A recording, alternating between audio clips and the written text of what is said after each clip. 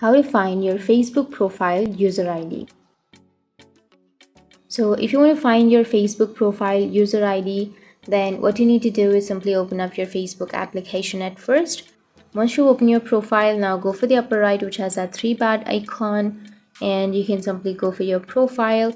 And under your profile, you need to go for the right side, which has that three dots icon, and here you will have your profile link. Tap on your profile link and then copy your link to your profile. Once you've copied your link, now you need to simply open up a browser or Google, anything that you're comfortable with. And once you're here on the Google or your browser, you need to go for the search, and then you can search for lookupid.com. And once you've searched, it will take you to the website.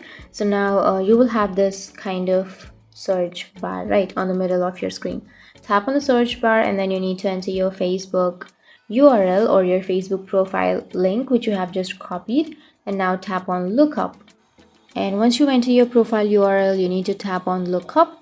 And once you tap on lookup, if you scroll down here, you can see your Facebook name is unknown, then your Facebook numeric ID is this. So you will have your Facebook ID right here once you've entered your profile URL.